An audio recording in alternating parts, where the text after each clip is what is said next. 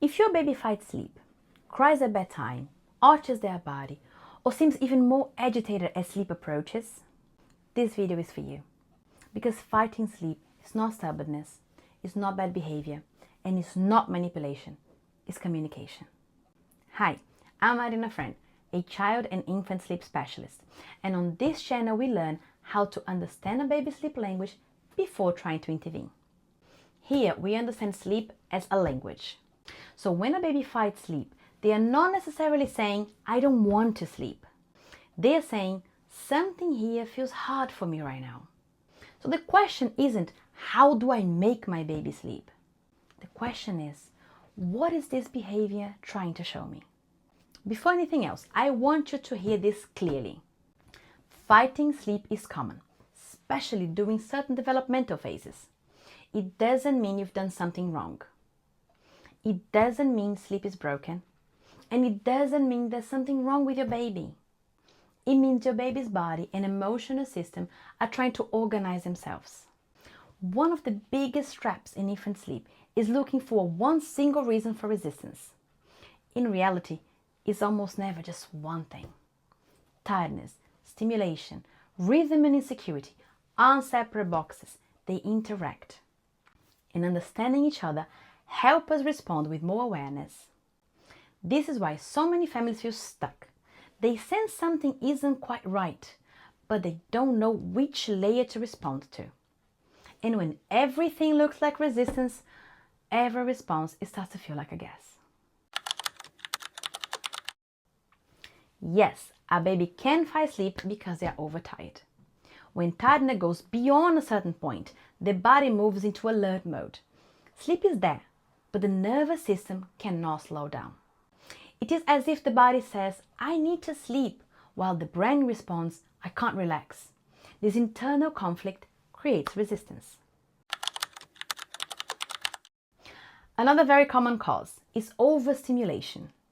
Bright lights, noise, too many interactions, busy or intense evenings. The baby might feel sleepy, but their body is still on. The transition into sleep doesn't happen because the environment isn't helping the system to settle. Sometimes fighting sleep isn't about lack of sleep, it's about timing. Rigid schedules, wake windows that don't suit that specific baby, expectations that don't match the body in front of us. The adult might be ready for bedtime, but the baby's body isn't. And when rhythm is misaligned, resistance is often the response. If you were listening to this and thinking, this sounds like my baby, but also not quite exactly, that's normal. Sleep language is about patterns, not labels. Very often, fighting sleep is a request for safety. The baby notices change. The lights dim, the environment shifts, the adult's energy changes. Sleep represents separation. Some babies move through this easily. Others need more presence and more reassurance. That's not dependency, it's attachment. The problem begins when all sleep struggle is labeled as resistance. When that happens, the response is often more control. But control doesn't create relaxation. Understanding does. When we understand what is behind the struggle, our response naturally changes. Sometimes moving bedtime earlier or later. Sometimes reducing stimulation. Sometimes it's adjusting the rhythm. And sometimes it's simply staying. Being present while your baby moves through difficult transition. In my clinical work, I often see babies labeled as resistant when they are actually overwhelmed, misaligned, or simply needing reassurance. And when the adult changes the interpretation, the behavior often changes too. Not because the baby was corrected, but because they were understood.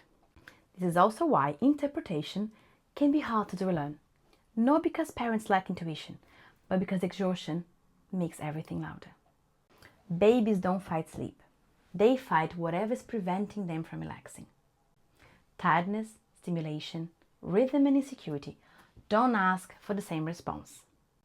That's why there's no one automatic solution to all. There is observation. There is listening. that is interpretation. And when interpretation is respectful, sleep stops being a battle and becomes a process. If your baby fights sleep, they might not be resisting. They might be asking for help to cross that transition more safely. On this channel, I help parents translate their baby's sleep language, not in theory, but in real life with real babies and real families. And when interpretation becomes clearer, intervention becomes lighter, sometimes even unnecessary. That's when rest finds space. If this perspective resonates with you, stay here. This space is for families that want to sleep better without losing connection. And if you ever feel you need support interpreting your baby's sleep language, you will find ways to work with me in the links below.